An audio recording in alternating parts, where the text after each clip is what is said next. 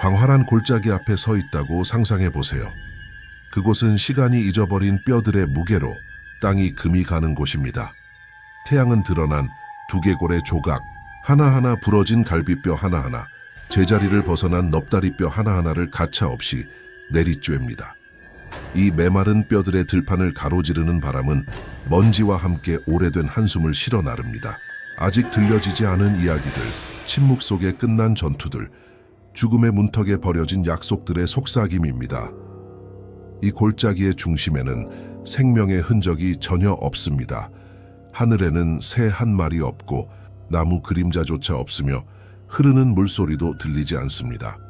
가슴을 죄어오는 순간만이 있을 뿐이며 그곳에서는 한 발짝 내딛는 소리조차 모욕처럼 울려 퍼집니다. 바로 그곳에서 에스겔의 환상은 시작됩니다. 에스겔서 37장에 기록된 그 환상은 우리를 괴롭히고 붙잡아 둡니다. 왜냐하면 이것은 단지 뼈들의 들판이 아니라 희망이 사라지고 믿음이 먼지 속에 삼켜질 때 남겨지는 것의 초상이기 때문입니다. 부서진 민족 사이에 포로로 잡혀있던 에스겔에게 이 장면은 끔찍한 환상 그 이상이었습니다. 메마른 공기 속에 떠도는 질문이었습니다. 이렇게 죽어버린 것이 다시 숨 쉴 수 있을까? 그는 뼈들이 발밑에서 부서지는 소리를 들으며 걸었고 그 질문은 열린 무덤에서 피오르는 듯 했습니다. 단지 그에게만이 아니라 침묵 속에서 자기 안에 마른 뼈를 짊어진 모든 이들에게도 말입니다. 마른 뼈들의 골짜기, 에스겔의 환상, 영적 회복, 생명의 약속, 이 모든 것은 이 골짜기에서 춤추는 먼지 속에 숨겨져 있으며 침묵을 깨뜨릴 누군가의 목소리를 기다리고 있습니다. 오늘 당신이 불가능한 것이 움직이는 소리를 들을 수 있다면 어떨까요? 그리고 마지막에 당신 자신의 뼈들이 다시 일어서게 할 숨결이 있다면요? 그래서 저는 말합니다. 마지막 순간까지 머물러 계세요. 끝에 가서 저는 당신이 이미 죽었다고 단정지었던 것 위에 어떻게 생명을 예언할 수 있는지 보여드릴 것입니다. 선지자 포로, 희망이 침묵할 때 예루살렘은 더 이상 예전의 모습이 아니었습니다. 에스겔이 자신의 땅에서 뽑혀 나왔을 때는 이미 그랬습니다.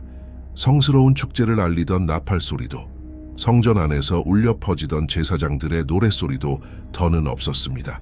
남아있는 것은 재와 흩어진 돌들, 그리고 불타버린 성벽에서 아직도 천천히 올라오던 영입뿐이었습니다. 살아계신 하나님의 이름을 자랑스럽게 여겼던 그 백성은 이제 손목과 발목에 쇠사슬을 차고 침묵 속에 끌려가 낯선 땅으로 옮겨졌습니다.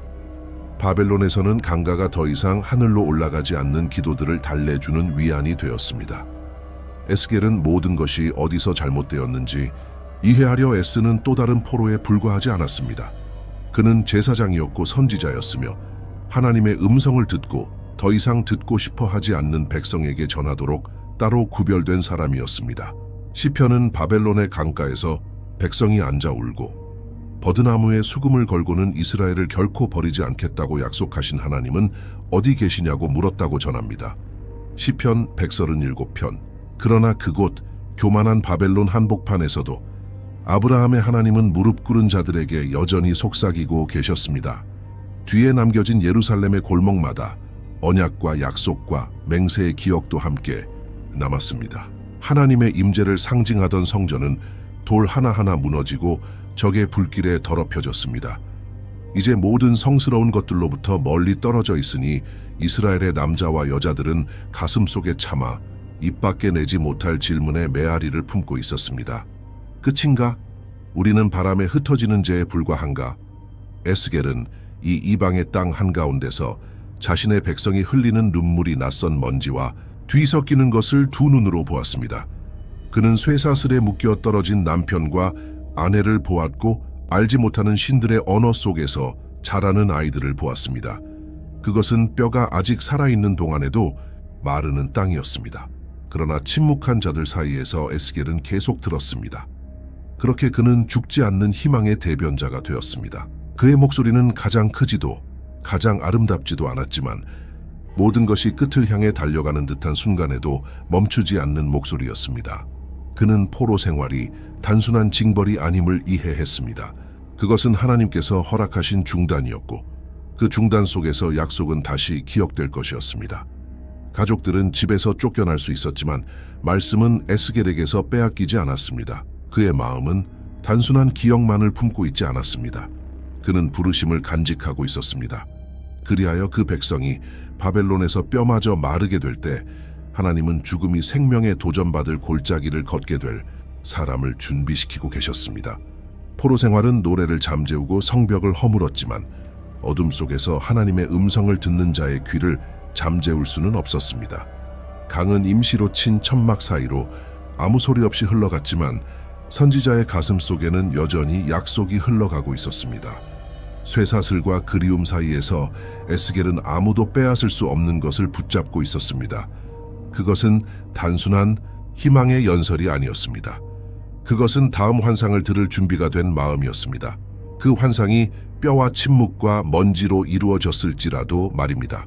아이들이 이해하지 못해 울 때에도, 노인들이 다시는 볼 수 없는 것을 떠올릴 때에도 하나님은 그 사람에게 다가와 모든 것을 바꿔놓을 질문을 던지셨습니다.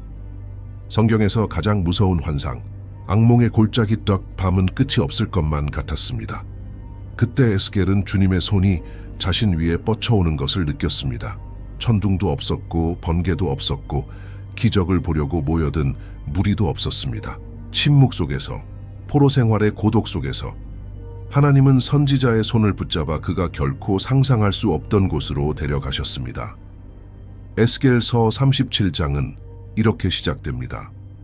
여호와의 권능이 내게 임하시고 여호와께서 그 신으로 나를 이끌어 골짜기 가운데 두셨는데 거기 뼈가 가득하더라.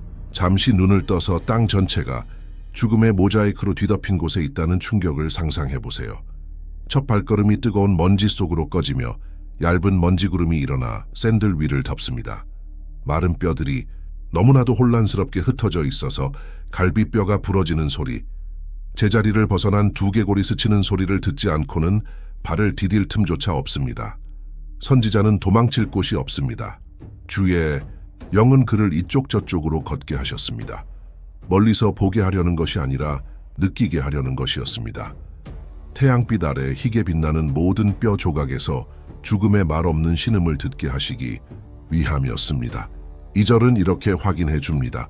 나를 그 뼈 사방으로 지나가게 하시기로 본즉 골짜기 지면에 뼈가 심이 많고 아주 말랐더라. 그것들은 갓 죽은 뼈가 아니었습니다. 살도 인대도 없었고 언젠가 생명으로 뛰던 몸이었다는 흔적도 없었습니다. 완전히 바싹 말라 있었습니다. 어쩌면 언젠가 그들은 칼을 잡고 깃발을 들고 성벽을 지켰을지도 모릅니다. 그러나 이제는 용맹의 모든 기억이 먼지 아래에 묻혀버렸습니다. 에스겔이 눈을 돌리지 않을 용기가 얼마나 필요했을지 생각해 보세요. 갈라진 넙다리뼈 하나하나가 말하지 못한 이야기를 담고 있었습니다. 부서진 두개골에 드러난 치열들은 그곳에 발을 디딘 사람을 향해 섬뜩한 미소를 짓는 듯했습니다. 그곳은 잠잠한 기억의 골짜기였고 아무도 더 이상 듣고 싶어 하지 않는 메아리의 골짜기였습니다. 그 뼈들 사이에는 꽃 한 송이 피어나지 않았습니다. 드러난 척추뼈를 감싸는 뿌리 하나조차 없었습니다. 죽음 위에 또 죽음, 침묵 위에 또 침묵뿐이었습니다. 그런데 왜 하나님은 자신의 선지자를 이런 곳으로 데려오셨을까요? 왜 에스겔에게 즉각적인 승리의 환상, 곧바로 새로워진 땅의 환상을 보여주시지 않으셨을까요? 왜 열매 가득하고 푸른 땅을 보게 하지 않으셨을까요? 어쩌면 생명이 다시 피어나는 것을 보기 전에 죽음의 벌거벗은 진실을 똑바로 바라보아야 했기 때문일 것입니다. 그 골짜기는 단순한 열린 무덤이 아니었습니다. 그것은 비록 바벨론에서 여전히 숨쉬고 있었지만 속으로는 이미 죽어버린 백성의 마음을 비추는 거울이었습니다. 그 당시 이스라엘 백성은 입술에 쓴 말을 달고 살았습니다. 우리의 뼈들이 말랐고 우리의 소망이 사라졌으며 우리는 다 망하였다. 에스겔서 37장 11절. 그들은 이 말을 큰 소리로 내뱉지 않았습니다. 그러나 바벨론 강가에서 흘린 눈물 한 방울 한 방울이 이 고백을 되풀이했습니다. 에스겔은 뼈들을 밟고 있었지만 그 뼈 하나하나는 믿음을 포기한 마음의 무게를 짊어지고 있었습니다. 바람이 휘파람을 불 때마다 선지자의 귀에 질문을 속삭이는 듯했습니다. 하나님은 종종 이렇게 일하십니다. 우리의 믿음을 시험하고 우리의 논리를 짓밟고 인간의 모든 확신을 깨뜨리는 상황으로 우리를 이끄십니다. 골짜기의 모든 세부는 의도적이었습니다. 선지자는 눈을 깜박이며 피할 수 없었습니다. 주의 영은 그를 이쪽 저쪽으로 인도하셨습니다. 마치 잘 보아라. 저들의 상태를 보아라. 속일 것 없다. 생명은 없다. 여기서 네가 결코 잊지 못할 것을 배우게 될 것이다. 라고 말씀하시는 것 같았습니다. 에스겔이 눈을 감으려 해도 뼈들이 삐걱거리는 소리는 여전히 거기에 있었습니다. 귀를 막으려 해도 바람의 속삭임은 모든 것을 잃어버린 자들의 탄식을 여전히 실어 나르곤 했습니다. 그것은 단지 눈으로 보는 골짜기가 아니었습니다. 듣고 숨 쉬는 골짜기였습니다. 오래된 먼지 냄새가 코 속으로 스며들고 목구멍에 달라붙어 어깨를 무겁게 하는 골짜기였습니다. 그곳에는 성소도 없었습니다. 제단도 없었습니다. 살아있는 짐승의 희생제사도 없었습니다. 오직 희생제물은 침묵이었고 유일한 제단은 아주 말라버린 뼈로 덮인 갈라진 땅이었습니다. 그러나 바로 그 믿을 수 없는 제단 위에서 하나님은 생명에 대해 말씀하기 시작하셨습니다. 약속 전에 대면이 있었습니다. 대답 전에 인간의 논리를 산산조각 낼 질문이 있었습니다. 선지자는 벌레조차 찾지 않는 뼈들에게는 희망이 없다는 것을 알고 있었습니다. 그럼에도 그가 내딛는 걸음마다 불가능이 조금씩 가까워지고 있었습니다. 성령께서 그를 골짜기 안으로 밀어 넣으셨습니다. 마치 메마른 들판에 씨앗을 심듯이 말입니다. 아직 보이지는 않지만 침묵 속에서도 그 버려진 곳의 어둠 속에서 조금씩 맥동하기 시작하는 무언가의 씨앗이었습니다. 그리고 에스겔은 갈라진 두개골들이 그의 존재를 조롱하는 듯한 그곳 한가운데에서 스스로를 작게 느꼈습니다. 그러나 그의 마음속 무언가는 마른 뼈 위에 내리쬐는 태양빛보다 더 뜨겁게 타올랐습니다. 하나님께서 죽은 땅으로 우리를 걷게 하실 때는 포기하라는 뜻이 아니라 가장 차가운 골짜기조차 생명의 숨결을 간직하고 있을 수 있음을 배우게 하시려는 것임을 그는 알았습니다. 그리고 그 숨결의 불씨가 이제 주님의 입에서 나오려 하고 있었습니다. 논리에 도전 에스겔은 아직도 왜 자신의 발이 끝이 보이지 않는 뼈 위를 딛고 서 있는지 이해하려 애쓰고 있었습니다. 그때 골짜기의 침묵은 천둥처럼 울려 퍼지지 않고 가슴 속을 불태우듯 파고드는 목소리에 의해 깨졌습니다. 그것은 바람에게도 돌에게도 아닌 죽음으로 둘러싸여 있어도 여전히 서 있는 한 사람의 마음에 직접 말씀하시는 주님의 음성이었습니다. 그리고 아무것도 스스로 움직이지 않던 그 골짜기에서 하나님은 온갖 논리와 인간의 이해, 이성이 쌓아 올린 모든 확신을 찢어버리는 질문을 던지셨습니다. 인자야 이 뼈들이 능히 살겠느냐? 에스겔서 37장 3절. 이게 무슨 질문일까요? 상상해보세요. 선지자는 아직도 뼈 먼지가 샌들에 들러붙어 있고 태양에 그을린 먼지가 그의 옷을 덮고 있습니다. 그의 주위에 존재하는 것은 살도 관절도 심장이 뛴 기억조차 없는 군대뿐이었습니다. 만약 에스겔이 평범한 사람으로 대답한다면 답은 단순했을 것입니다. 불가능하다. 아니다. 너무 늦었다. 말라버린 뼈에서는 아무것도 움트지 않는다. 상상조차 오래전에 시간에 의해 삼켜진 것을 다시 잇는 것을 감히 시도하지 않을 것입니다.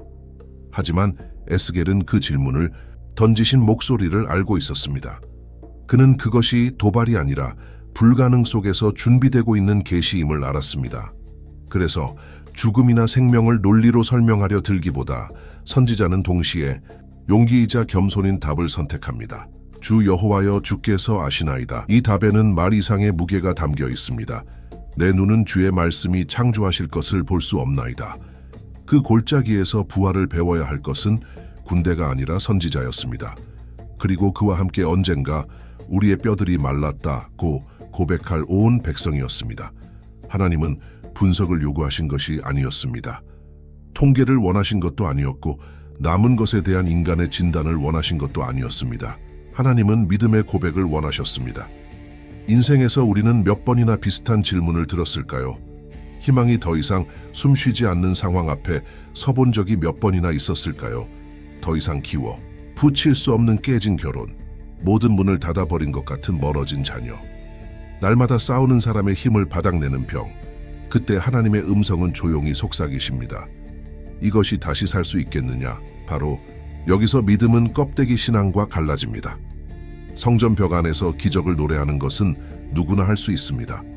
그러나 제단이 마른 뼈들의 들판일 때 믿는 용기를 가진 사람은 얼마나 될까요? 하나님의 질문은 에스겔만을 위한 것이 아니었습니다. 마음이 골짜기가 되어버린 모든 사람, 발밑에서 꿈이 부서지는 소리를 들으며 걷는 모든 사람을 위한 것이었습니다. 하나님은 에스겔에게 계획이 있는지 물으시지 않았습니다. 재건 전략을 아는지 묻지 않으셨습니다. 하나님은 가슴 안에 여전히 불가능이 하나님의 영역임을 믿는 공간이 남아있는지 물으셨습니다. 주 여호와여, 주께서 아시나이다. 단순한 답변이지만 하늘을 움직이는 고백입니다. 에스겔이 이렇게 대답할 때 그는 자신의 손으로는 붙잡을 수 없는 것을 주님의 손에 맡깁니다. 그는 생명이 인간의 노력에서 태어나지 않음을, 사서 얻을 수도 없고 억지로 만들어질 수도 없음을 인정합니다. 생명은 바람처럼 원하는 곳에, 원하는 때에, 원하는 방식으로 불어오는 선물입니다. 에스겔은 곧 예언할 준비가 되어 있었지만 바람의 말을 내뱉기 전에 먼저 논리가 말하는 것을 잠잠케 배워야 했습니다. 믿음은 때로는 마른 뼈들 사이에서의 신뢰의 침묵이기도 합니다. 선지자가 갈비뼈가 흩어져 있고 넙다리뼈가 마치 누군가가 상자째 쏟아버린 듯이 널려 있는 것을 바라보는 동안 하나님의 질문은 계속 울려 퍼집니다. 뼈 사이로 불어오는 바람은 살 수 있겠느냐고 되묻는 듯합니다. 이 질문은 세대를 넘어 세기를 넘어 오늘도 더 이상 길이 없다고 되뇌이는 모든 가슴을 찾아갑니다.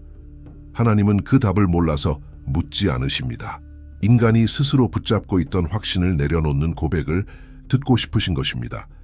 만약 오늘 이 순간 하나님이 당신의 귀에 같은 질문을 속삭이신다면 어떨까요?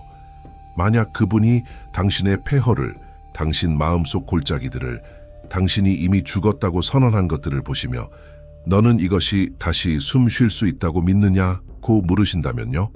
그때는 멋진 답변도 화려한 말도 필요 없습니다. 오직 같은 고백만이 있습니다. 주여 주께서 아시나이다. 인간의 논리가 끝나는 곳에서 하나님의 가능성은 시작됩니다. 에스겔은 뼈들이 어떻게 다시 사람으로 변하는지 알려주는 지도가 필요하지 않았습니다. 그는 그저 죽음의 먼지 위에 굳게 발을 딛고 다음 하늘의 명령을 기다리면 되었습니다. 희게 빛나는 뼈 하나하나는 불가능을 비웃는 듯했습니다. 그러나 하나님은 이미 명백한 것을 증명하려고 거기에 계신 것이 아니었습니다. 인간의 눈으로는 결코 상상할 수 없는 것을 드러내시려 했던 것입니다. 불가능과 대화하다, 침묵을 들이마시는 골짜기 한가운데에 서서 패배의 이야기를 담고 있는 바싹 마른 뼈들에 둘러싸여 있는 무게를 상상해 보세요. 그리고 모든 논리가 잠잠해진 순간 하나님은 방금 던지신 질문만큼이나 불가능한 명령으로 그 침묵을 찢으십니다. 또 내게 이르시되 너는 이 모든 뼈에게 대언하여 이르기를 너희 마른 뼈들아 여호와의 말씀을 들을지어다 하라. 에스겔서 37장 4절. 에스겔은 하나님께서 제단을 쌓으라거나 제사를 드리라거나 백성을 모아 애통의 예배를 드리라고 하시는 것을 듣지 않았습니다. 그런 것은 아무것도 없었습니다. 하나님은 그에게 말하라고 명령하셨습니다. 뼈에게 말하라고, 귀도 없고 숨결도 없고 멈춰버린 과거의 침묵만 남아있는 그것들에게 말하라고 하셨습니다. 바로 여기서 이 환상의 의미가 선지자의 눈앞에서 펼쳐지기 시작합니다. 하나님은 그 마른 뼈들이 단지 쓰러진 군대에 잊혀진 파편이 아님을 보여주고 계셨습니다. 그것들은 살아있는, 아니 죽어있는 이스라엘 온 족속의 생생한 초상이었습니다. 그들은 이렇게 말하곤 했습니다. 우리의 뼈들이 말랐고 우리의 소망이 사라졌으며 우리는 다 망하였다. 에스겔서 37장 11절. 그 골짜기는 흩어지고 낙심하고 멀어진 백성의 마음이었습니다. 부러진 갈비뼈 하나하나는 잊힌 약속이었습니다. 금이 간 넙다리뼈 하나하나는 깨진 언약이었습니다. 그리고 하나님은 손가락 하나 까딱하지 않고 모든 것을 회복시킬 기적의 비를 보내는 대신 논리를 뒤엎는 원리를 에스겔에게 깨닫게 하셨습니다. 생명은 먼저 말씀으로 온다는 것이었습니다. 마치 하나님께서 이렇게 말씀하시는 것 같았습니다. 내가 혼자 할 수도 있다. 하지만 네가 선언하길 원한다. 네가 더 이상 들을 귀조차 없는 자들에게 불가능을 선포하길 원한다. 그 장면을 상상하면 목구멍이 메어옵니다. 에스겔이 뼈들로 둘러싸여 입을 여는 모습, 뜨거운 바람이 그의 주위에 먼지를 일으키는 모습, 관객도 없습니다.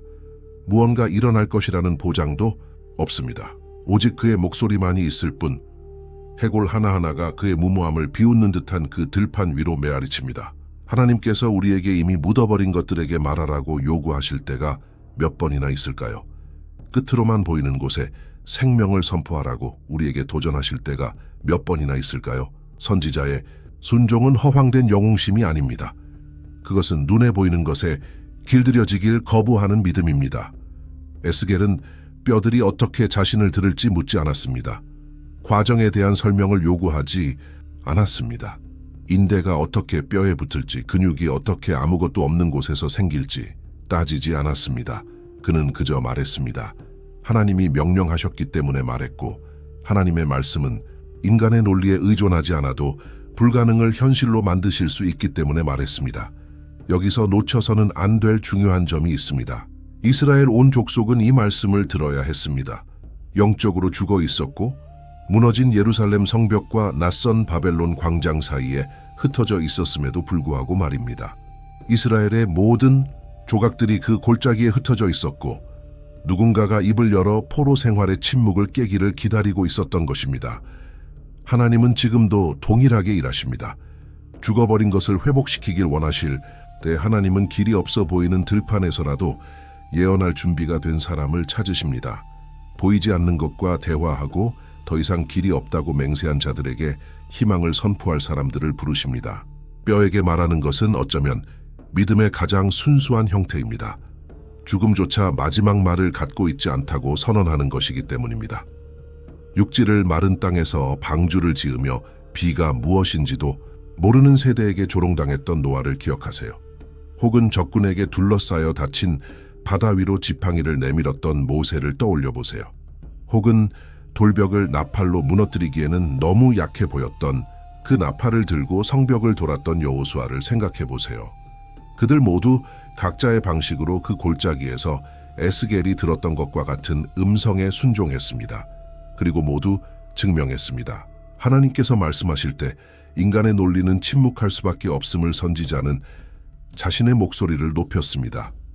그의 목구멍이 떨렸는지 바람이 그의 말을 땅에 닿기도 전에 흩어버렸는지는 알 수 없습니다. 그러나 그는 말했습니다. 마른 뼈들아 여호와의 말씀을 들을지어다. 죽음 위에 부러지는 말씀, 듣는 이의 마음 안에 보이지 않는 무덤을 파헤치기 시작하는 말씀. 오늘날에도 메아리쳐 흩어진 마음들을 향해 그들이 누구인지 기억하라고 초대하는 말씀. 그 골짜기는 에스겔만의 것이 아니었습니다. 기도노트에 약속만 모으는 데 머물지 않는 하나님을, 불가능한 것을 강단 삼으시는 하나님을, 뼈들을 증인으로 세우시는 하나님을, 순종하는 이의 입술을 무덤을 여는 열쇠로 삼으시는 하나님을 수세기 뒤에도 배우게 될 모든 사람의 것이었습니다. 그리고 에스겔이 그 뼈의 바다 위에 한마디씩 말씀을 선포할 때 그는 아마도 알지 못했을 것입니다.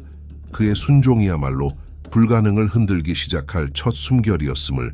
우리 안의 골짜기, 꿈과 희망이 죽는 곳, 마른 뼈들 사이를 걷던 선지자는 한 민족 전체의 마음이 어떤 모습이 되었는지를 상징적으로 밟고 있었습니다. 에스겔서 37장 11절은 이것을 분명히 말합니다. 또 내게 이르시되 인자야 이 뼈들은 이스라엘 온 족속이라. 그들이 이르기를 우리의 뼈들이 말랐고 우리의 소망이 없어졌으니 우리는 다 멸절되었다 하느니라. 그 뼈들은 잊혀진 군대의 파편에 불과한 것이 아니었습니다. 그것들은 살아있으면서도 더 이상 희망을 숨쉬지 않는 민족의 눈에 보이는 상징이었습니다. 그리고 어쩌면 오늘날 많은 사람들이 자기 안에 간직하고 있는 것과 크게 다르지 않을지도 모릅니다. 눈으로는 보이지 않지만 영혼으로 느껴지는 골짜기들이 있습니다. 그것은 침묵의 골짜기이며 한때 힘차게 뛰던 꿈들이 지금은 산산이 부서져 누워있는 곳입니다. 한때 약속의 재단이었던 결혼이 이제는 이루어지지 못한 약속들로 메마른 땅이 되어버렸습니다. 한때 힘이 있던 계획이 상황의 무게에 짓눌려 버려졌습니다. 산을 옮길 만큼 강했던 믿음이 이제는 꺼지지 않으려 애쓰는 지친 숨결이 되었습니다. 에스겔은 갈라진 갈비뼈들 사이를 걸었지만 오늘날에는 얼마나 많은 사람들이 부서진 가정 안을 걸어가고 있을까요? 매일 아침 침대에서 일어나 가장 좋은 얼굴을 하고서도 마음속에는 이미 무너져버린 것들을 갈비뼈처럼 말라버린 차에 지니고 사는 사람이 얼마나 많을까요? 마음은 몇 번이고 그렇게 느껴집니다. 뼈처럼 흩어져 형태도 없고 힘도 없고 단단히 뛰던 기억조차 없는 상태. 에스겔의 골짜기 속뼈 하나하나는 떠나간 삶의 흔적이었습니다. 우리 안의 뼈 하나하나는 우리가 스스로 죽게 놔두었거나 빼앗긴 것들의 기억입니다. 바벨론의 포로로 잡혀있던 이스라엘 백성은 갈수록 멀어지는 고향 땅을 바라보며 무너진 예루살렘 성벽 잔해 아래 묻힌 약속들을 떠올렸습니다. 앞을 보면 쇠사슬 뿐이었습니다. 성전에 울려 퍼지던 노래는 이제 이방 강가에서의 통곡으로 바뀌어 버렸습니다. 희망의 목소리는 몇 번이나 이렇게 들립니까? 울음에 막혀버리고 다시 믿을 용기가 두려움에 눌려버린 채 마른 뼈들의 골짜기는 다시 다치지 않기 위해 삼키는 한숨의 초상입니다. 다시 실망하지 않기 위해 더 이상 믿지 않는 용기의 모습입니다. 무언가 회복될 가능성을 마주하기보다는 아무것도 기대하지 않고 사는 것이 더 안전합니다. 그러나 바로 그 딱딱한 땅 위 살갗에 달라붙는 먼지 속에서 하나님은 묻습니다. 이것이 다시 살아날 수 있겠느냐? 그 질문은 우리를 낮추기 위해서가 아닙니다. 믿음은 눈에 보이는 것에서 태어나는 것이 아니라 모든 것이 끝난 듯 보일 때 바라는 것에서 자란다는 것을 기억시키시기 위함입니다. 오늘 각자가 자기 골짜기를 걸을 수 있다면 얼마나 많은 숨겨진 무덤들이 드러날까요?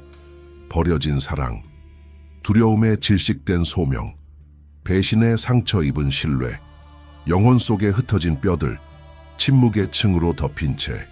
그러나 아무도 보지 못하는 그것을 하나님은 보십니다. 하나님은 이 마른 땅으로 마음을 이끄십니다. 파멸을 지적하기 위해서가 아니라 사람이 끝이라고 여기는 곳에서도 여전히 생명을 불어넣으실 수 있음을 상기시키기 위해서입니다. 많은 사람이 바로 이 지점에서 포기합니다. 시도할 때마다 찾아오는 지침이 기도하던 목소리를 잠재웁니다. 골짜기는 그저 골짜기일 뿐이라고 받아들이는 것이 더 쉽습니다. 꿈의 무덤을 아무도 들어오지 않는 박물관으로 만들어두는 것이 더 편합니다. 그러나 하나님은 에스겔을 그곳으로 데려오셔서 죽음에 익숙해지라고 하신 것이 아니었습니다. 하나님과 함께 걷는다면 죽음조차 하나님의 목소리를 들어야 함을 알게 하시려는 것이었습니다. 선지자가 메마른 골짜기에 공기를 들이마시는 동안 모든 뼈들은 계속해서 선고했습니다.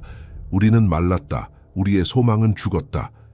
그러나 하나님의 질문은 갈비뼈 틈 사이로 스며들었습니다. 살 수 있겠느냐? 그 질문은 영혼의 무덤을 여는 열쇠입니다. 단순한 이론이 아니라 끝났다고 선언했던 것을 다시 바라보라는 실질적인 초대입니다. 만약 당신이 끝이라고 부른 그것이 사실은 아무도 상상하지 못한 일을 하나님께서 행하시기 위한 출발점이라면 어떨까요? 뼈들 사이를 걷는 것은 결코 편안하지 않습니다. 하지만 반드시 필요합니다. 생명은 밖에서 예언할 수 없습니다. 그 골짜기 안을 걸어야 하고 먼지가 피어오르는 것을 느껴야 하며 침묵이 조롱하는 소리를 들어야 합니다. 그래야만 모든 것이 죽어버린 듯한 그 자리에서도 하나님께서 아무도 빼앗을 수 없는 숨결을 간직하고 계시다는 것을 깨닫게 됩니다. 그곳에서 죽음만 바라보던 에스겔은 더 이상 하나님께서 무엇을 하실 수 있는지 모르는 척할 수 없었습니다. 그 질문은 그의 안에서 불타올랐고 자기 골짜기에서 도망치길 멈춘 사람 안에서도 똑같이 불타오릅니다. 그리고 건조한 바람이 그 들판의 그림자를 쓸어내는 동안 선지자는 알지 못했습니다. 하나님께서 다음에 주실 명령은 그를 달래기 위한 말씀이 아니라 더 이상 들을 수 없는 존재에게 말할 수 있는 목소리가 되게 하실 것임을, 생명의 숨결, 우리를 일으키는 본질. 골짜기는 이전에는 그저 흩어진 뼈들의 바다였지만 이제는 완벽하게 형성된 몸들로 덮인 평야처럼 보였습니다. 뼈들은 힘줄로 연결되고 근육은 보이지 않는 손들이 한 올 한 올 꿰매듯 얽혀들며 피부는 모든 것을 덮어 가장 예리한 시선을 속일 만큼 실제처럼 보였습니다. 그러나 에스겔은 무언가가 부족하다는 것을 알고 있었습니다. 뼈들을 움직였던 굉음은 사라졌고 뜨거운 바람은 다시 아무런 저항 없이 불어와 숨 쉬지 않는 몸들 사이를 스쳤습니다. 형태는 있었지만 생명은 아직 없었습니다. 또 나에게 이르시되 인자야 너는 생기에게 대언하여 대언하라 이르기를 주 여호와께서 이같이 말씀하시기를 생기야 사방에서부터 와서 이 죽음을 당한 자에게 불어서 살게 하라 하셨다 하라. 에스겔서 37장 9절. 주님의 음성이 다시 메마른 공기를 갈랐습니다. 마치 하나님께서 이렇게 말씀하시는 듯 했습니다. 네가 순종하여 형체가 모습을 갖추는 것을 보았지만 이제 알라. 내 숨결이 없이는 일어선 모든 것이 여전히 죽어있다. 골짜기에서 에스겔은 아마 깊이 숨을 들이켰을 것입니다. 수천의 몸들이 누워 있었습니다. 언젠가의 모습과 너무도 닮았지만 아직도 텅 비어 있었습니다. 가슴에는 떨림이 없었고 폐에는 숨결이 없었고 눈에는 불꽃이 없었습니다. 그 모습은 세대를 넘어 울려 퍼질 깊은 영적 원리를 드러내고 있었습니다. 성령, 없는 종교는 잘 차려입은 시체에 불과하다는 것, 본질 없는 겉모습은 거짓이라는 것, 하나님은 단지 무너진 것을 다시 세우시길 원하시는 것이 아니라 영원히 숨을 잃어버린 것 같았던 그 안에 다시 생명을 채우길 원하셨습니다. 에스겔이 다시 목소리를 높이는 모습을 상상해 보세요. 아마 그의 말은 바람에 묻혀 속삭임처럼 흩어졌을지도 모릅니다. 혹은 나팔처럼 공기를 갈라 골짜기 끝까지 울려 퍼졌을지도 모릅니다. 생기에게 대언하다, 바람에게 말하다, 눈에 보이지도 않고 손에 잡히지도 않는, 그러나 참된 생명을 보장하는 유일한 그것을 부르짖다. 그의 음성이 울려 퍼질 때 먼지가 움직이기 시작했습니다. 그것은 아무 바람이 아니라 지극히 높으신 분의 숨결을 품은 바람이었습니다. 오늘날에도 얼마나 많은 이들이 같은 대조 속에 살고 있을까요? 자신의 삶을 보면 형체는 있습니다. 정돈된 일상, 깔끔한 집, 잘 맞춰진 약속, 입술에는 옳은 말들이 있습니다. 그러나 마음속 깊이 알고 있습니다. 아직 진정으로 숨 쉬지 못하고 있다는 것을. 에스겔은 수천 년이 지나도 사라지지 않을 교훈 한가운데 있었습니다. 구조가 충만함을 뜻하지는 않는다는 것. 보이는 것을 다 가졌다고 생각하는 사람은 본질을 잊어버립니다. 오직 성령만이 그 형체의 생기를 불어넣어 넘치는 삶으로 바꿀 수 있다는 것을. 이에 내가 그 명령대로 대언하였더니 생기가 그들에게 들어가매 그들이 곧 살아 일어나서 서는데 극히 큰 군대더라. 에스겔서 37장 10절. 시체였던 것이 무리가 되었습니다. 죽음이 숨결로 바뀌었습니다. 그 첫 집단의 숨소리가 들리는 듯합니다. 그것은 희망의 산사태처럼 골짜기를 가로지르는 소리였습니다. 몸들이 일어서고 가슴이 부풀고 눈이 열렸습니다. 불가능은 순종하는 자의 목소리 앞에 무릎을 꿇었습니다. 하나님은 손가락 하나 까딱하시면 되었을 것입니다. 단번에 형체와 생명을 동시에 주실 수도 있었습니다. 그러나 하나님은 기적조차도 교훈이 되길 원하셨습니다.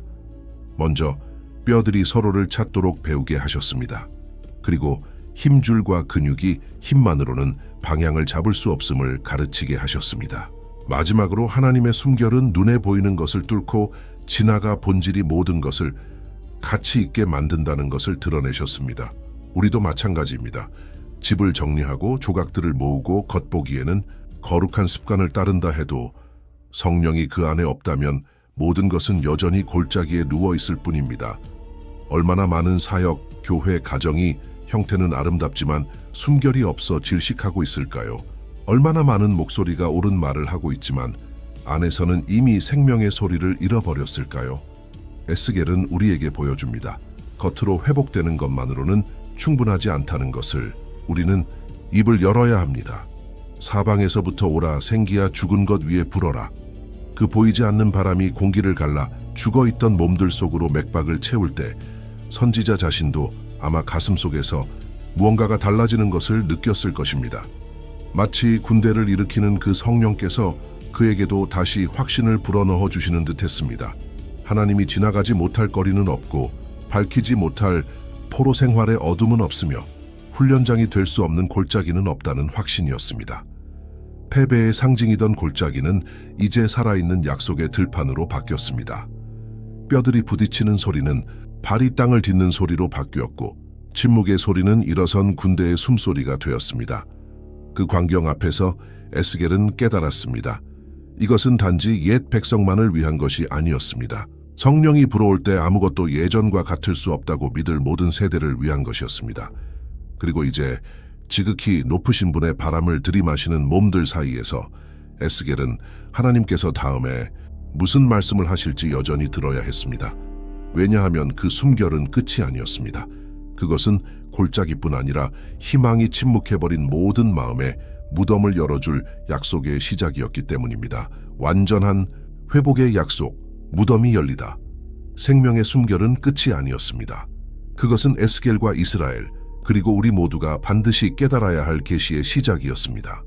또 내게 이르시되 인자야, 이 뼈들은 이스라엘 온 족속이라. 그들이 이르기를 우리의 뼈들이 말랐고 우리의 소망이 없어졌으니 우리는 다 멸절되었다 하느니라. 에스겔서 37장 11절. 그곳 먼지투성이 한가운데서 하나님은 상징의 장막을 찢고 그 깊은 의미를 드러내셨습니다. 그 골짜기는 단순한 악몽의 장면이나 시간에 얼어붙은 전쟁, 영화가 아니었습니다. 그것은 한 민족 전체의 영적 상태를 비추는 거울이었습니다. 한때 주님의 이름을 자랑스럽게 품었던 백성이 이제는 포로가 되어 흩어지고 묶여버렸고 그들 안에 희망은 선지자의 발밑에서 삐걱거리던 뼈들만큼이나 말라버렸습니다. 오늘날에도 얼마나 많은 사람들이 이렇게 살아갑니까? 숨을 쉬고 걷고 일은 하지만 그 안에는 부서진 약속들의 민족을 간직하고 있습니다. 약속의 땅과 멀어진 채 포로된 마음들, 다시 웃고 다시 꿈꾸고 다시 고개를 들 수 있으리라고는 더 이상 믿지 않는 사람들.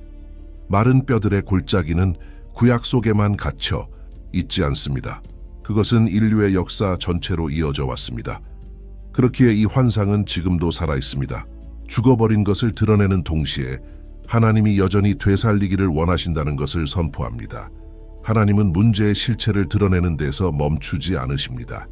그분은 백성의 진짜 상태를 지적하시고 나서 어떤 무덤이라도 흔들어 깨울 약속을 던지십니다. 그러므로 너는 대언하여 그들에게 이르라. 주 여호와께서 이같이 말씀하시되 내 백성아, 내가 너희 무덤을 열고 너희로 그 무덤에서 나오게 하고 이스라엘 땅으로 들어가게 하리라. 에스겔서 37장 12절. 이것을 들으면 마음속에서 희망이 다시 일어나는 것을 막을 수 없습니다. 골짜기가 있던 곳에 하나님은 무덤이 열릴 것을 말씀하십니다. 죽음이 있던 곳에 하나님은 움직임을 약속하십니다. 무덤이라 여겼던 것이 이제 돌아오는 길이 됩니다. 이스라엘에게 이 약속은 단순한 시가가 아니었습니다. 그것은 포로 생활이 마지막 장이 아니라는 보증이었습니다. 바벨론은 끝이 아니라 잠시 멈춤일 뿐이라는 것, 쇠사슬은 마지막 단어를 가질 수 없다는 것, 그리고 이 약속은 세월을 넘어 오늘날에도 여전히 무덤 속에 갇힌 듯 살아가는 모든 사람에게 다가옵니다. 육체의 무덤은 아니지만 묻혀버린 꿈들을 간직한 무덤이 얼마나 많습니까? 너무 벅차 보여서 두 손으로는 감당할 수 없었던 사역을 가슴속에 파묻은 적이 얼마나 많습니까? 현실에 질식당한 결혼, 소명, 믿음을 관짝에 넣어 잠가버린 적이 얼마나 많습니까? 에스겔에게 말씀하셨던 그 하나님은 변하지 않으셨습니다. 오늘도 동일하게 속삭이십니다. 내가 너희 무덤을 열겠다. 당신이 얼마나 오랫동안 묻혀 있었다 해도 상관없습니다. 그 구덩이를 파고 들어간 사람이 당신 자신이라 해도, 주변의 모든 목소리가 다시 시도할 가치가 없다고 말한다 해도 상관없습니다. 하나님께서 무덤을 열기로 결정하시면 그 어떤 돌도 쇠사슬도 어둠도 막을 수 없습니다.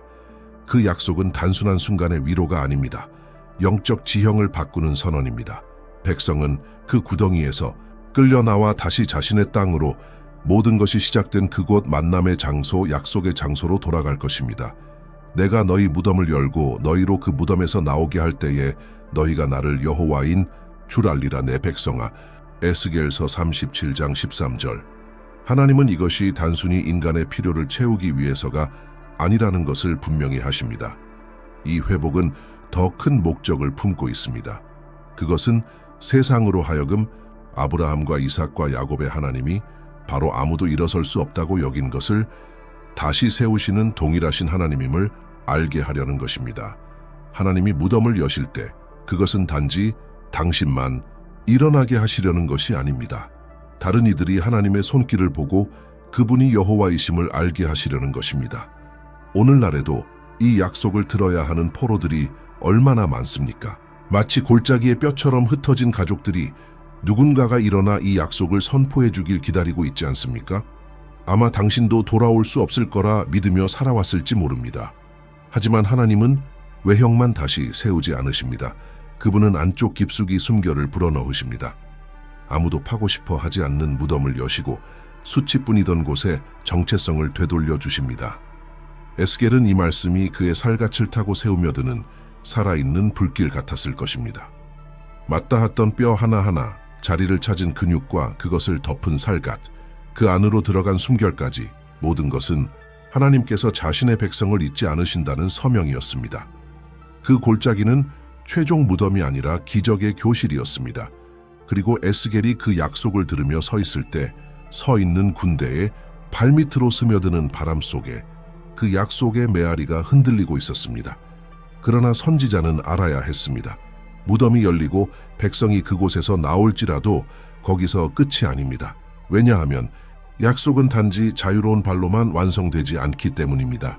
그들이 단지 살아있는 것이 아니라 죽음의 골짜기를 부활의 들판으로 바꾸시는 하나님을 증언하는 증인이 되기 위해서는 더 깊은 것이 필요하기 때문입니다. 그곳에 에스겔이 있었습니다. 한때 모든 희망을 삼켜버릴 듯했던 그 동일한 골짜기에서 이제는 하나님의 숨결을 들이마신 군대가 일어선 무대가 되어 있었습니다. 그럼에도 불구하고 신선한 바람이 재에서 일어난 사람들의 줄 사이로 퍼져나가는 동안 선지자는 깨달아야 했습니다. 이 모든 것은 단순히 살과 뼈, 근육을 복원하고 형체의 생명을 돌려주는 것에 그치지 않는다는 것을, 하나님께서 드러내고 계신 것은 세대를 관통하고 물리적 회복을 넘어 우리의 시대까지 울려 퍼질 차원을 가진 것이었습니다. 내가 또 내 영을 너희 속에 두어 너희가 살아나고 여호와가 이 일을 말하고 이룬 줄을 너희가 알리라. 에스겔서 37장 14. 단순히 무덤을 여는 것이 아니었습니다. 단순히 이스라엘 땅으로 다시 걷게 하는 것이 아니었습니다. 하나님께서 자신의 백성 안에 언제나 자신의 것이었던 영을 두시겠다는 것이었습니다. 그곳에서 형성된 모든 몸, 공기로 가득 찬 모든 폐는 포로 생활에서 돌아오는 것으로 멈추지 않을 약속을 가리키고 있었습니다. 그것은 더 큰 무언가를 가리키고 있었고 수세기 후 예루살렘의 마가의 다락방을 가득 채운 또 다른 바람으로 온전히 성취될 것이었습니다. 마른 뼈들이 말씀을 듣고 숨결을 받았듯이 타락하여 흩어진 인류는 살아계신 말씀, 곧 육신이 되신 말씀과 성령을 받아야만 증인의 군대로 일어설 수 있었습니다. 이스라엘에게 이 계시는 그들이 고향과 멀리 떨어져 살고 있는 동안 꼭 들어야 할 말씀이었습니다. 망명한 가족 하나하나는 잊힌 들판에 버려진 마른 뼈처럼 느껴졌을지도 모릅니다. 그러나 하나님은 그들에게 상기시켜 주셨습니다. 회복은 자비로운 왕들이나 인간의 칙령으로 오지 않을 것이라고. 그것은 영으로부터 와서 단지 존엄성을 돌려주는 것을 넘어 하나님께 구별된 민족의 정체성을 되살릴 것이라고. 바로 그 영이 바벨론 이후에도 어떤 제국 이후에도 언약의 불꽃을 꺼지지 않게 할 것이었습니다. 그리고 이미 십자가와 오순절까지 이어진 이야기를 알고 있는 우리가 에스겔의 골짜기를 바라볼 때 이 약속은 이렇게 들려옵니다. 성령 없이는 우리는 여전히 정돈된 뼈들이지만 숨결은 없는 존재라는 것을. 우리는 예배 형식이 있고 전통이 있고 영적인 외양이 있을 수 있습니다. 그러나 성령 없이는 움직임도 없고 속에서 타오르는 열정도 없고 진정한 변화도 없습니다. 그 군대가 스스로 일어날 수 없었던 것처럼 우리의 생명 또한 이 신적 숨결에 의존하지 않고는 존재할 수 없습니다. 우리는 얼마나 자주 스스로 구조를 세워보려 애쓰나요? 계획을 세우고 약속을 다시 꺼내보고 흩어진 조각들을 다시 붙이려 합니다. 하지만 모든 것이 제자리에 있어도 여전히 마음이 미약하게 뛰는 것을 깨달을 때만큼 허망한 것은 없습니다. 왜냐하면 지속되는 생명은 인간의 노력에서 태어나지 않기 때문입니다. 그것은 결코 묶을 수 없는 성령으로부터 태어납니다. 에스겔이 뼈들을 움직이게 하거나 힘줄 위에 살같이 자라게 할 힘이 없었던 것처럼 우리가 이미 죽었다고 선언한 것에 생명을 줄 수 있는 능력은 오직 하나님께만 있습니다. 마지막 계시에서 가장 놀라운 것은 그 이유입니다. 그때에 너희가 나를 여호와인 줄 알리라. 에스겔서 37장 14절. 그 골짜기가 군대로 변한 것은 에스겔이 용감한 선지자로 찬양받기 위해서가 아니었습니다. 이스라엘 집이 포로 생활에서 돌아오는 것은 그들 자신을 자랑스럽게 여기도록 하기 위함이 아니었습니다. 그 기적은 스스로를 목적으로 한 것이 아니었습니다. 그것은 살아있는 표지판이 되어 하나님이 누구신지 가리키도록 한 것이었습니다. 맞닿은 뼈마다, 공기로 채워진 폐마다, 열려진 무덤마다 하나의 도장이 찍혀 있었습니다. 나는 여호와다. 성경 전체에서 하나님은 단지 말로만 자신을 드러내지 않으십니다. 그분은 행동으로 드러내십니다. 골짜기가 존재하도록 허락하셨고 죽음의 증거를 직접 보여주셨고 선지자를 마른 곳으로 걷게 하셨습니다. 그것은 모든 생명이 다시 폭발할 때 누구도 그 일이 어떻게 일어났는지 헷갈리지 않도록 하기 위함이었습니다. 이것이 영광을 다른 이와 결코 나누지 않으시는 하나님의 흔적입니다. 그분은 약속을 다시 살리고 가정을 회복시키고 무너진 사역을 일으키십니다. 그것은 사람들이 강한 자로 보이게 하기 위해서가 아니라 그분의 이름만이 유일하게 영광 받으실 이름임을 세상이 알게 하기 위해서입니다. 그렇게 파괴를 목격했던 골짜기 한가운데서 불가능은 모든 세대를 위한 믿음의 학교가 되었습니다. 우리가 몇 번이고 뼈들을 숨기고 내면의 죽음을 먼지 밑으로 덮어두려 해도 상관없습니다. 하나님은 여전히 불가능한 질문을 던지시고 끝났다고 선언한 것들 사이를 걸어가게 하시며 다음 걸음을 다 이해하지 못해도 입을 열어 예언하도록 가르치십니다. 그리고 그분이 숨을 불어넣기로 결정하시면 그 어떤 골짜기도, 그 어떤 포로 생활도, 그 어떤 쇠사슬도 일어나는 군대의 소리를 막을 수 없습니다. 에스겔은 그곳에서 배웠습니다. 모든 골짜기는 단순히 생명을 회복시키는 목적을 넘어서 존재한다는 것을 바로 하나님이 누구이신지를 드러내기 위해서입니다. 그리고 오늘도 자신의 마른 뼈들 사이를 걷는 모든 마음은 조용한 초대를 간직하고 있습니다. 그 동일한 영이 마른 뼈들을 살아있는 전사로 바꾼 것처럼 그분께서 당신의 광야를 지나 당신을 증인으로 일으켜 세우실 수 있음을 허락하라는 초대입니다. 아마도 지금 에스겔의 그 환상의 모든 세부 장면들을 다시 떠올리며 당신은 깨달을지도 모릅니다. 마른 뼈들의 골짜기는 결코 오래된 책의 페이지 안에 갇힌 먼 옛날 이야기만이 아니었다는 것을, 그 골짜기는 바로 우리에 대해 말하고 있습니다. 길을 걸어오며 산산이 부서진 우리의 희망의 조각들, 고통이 믿음보다 더 커 보였던 순간에 우리가 묻어버린 꿈들, 새벽의 침묵 속에서 더 이상 이루어질 수 없다고 생각했던 약속들에 대해 말하고 있습니다. 그 선지자는 죽음의 들판 한가운데서 침묵 속에 하나님의 음성을 들었습니다. 그리고 그 음성은 오늘도 내 마음과 당신의 마음을 부르고 있습니다. 우리 안의 뼈들이 아무리 흩어져 있어도 하나님은 여전히 물으십니다. 살 수 있겠느냐? 겉으로는 다 정돈되어 있어도 속은 여전히 차가울지라도 하나님은 여전히 숨을 불어넣으십니다. 포로 생활이 우리가 견딜 수 있는 것보다 더 길었다 해도 하나님은 여전히 무덤을 여십니다. 그리고 그것은 우리의 자존심을 쓰다듬기 위함이 아니라 온 세상이 그분이 누구신지 알게 하시기 위함입니다. 회복시키시는 주님, 일으키시는 주님, 죽음을 그분의 영광을 위한 그리스도는 마지막 숨결이십니다.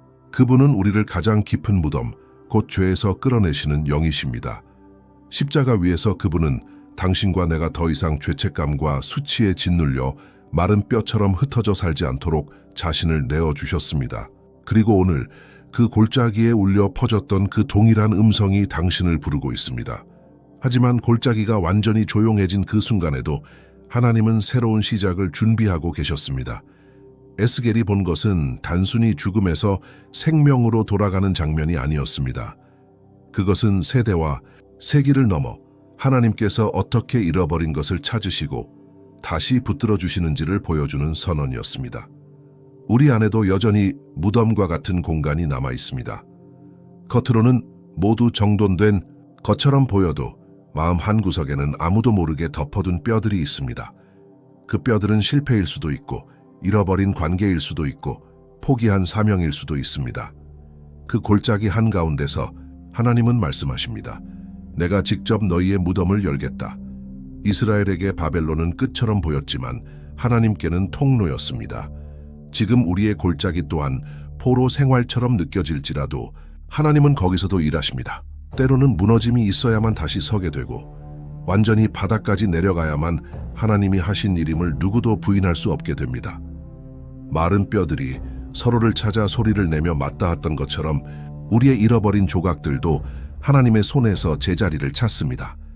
아무리 먼지 속에 묻혔던 약속이라도 하나님이 숨을 불어넣으시면 반드시 일어섭니다.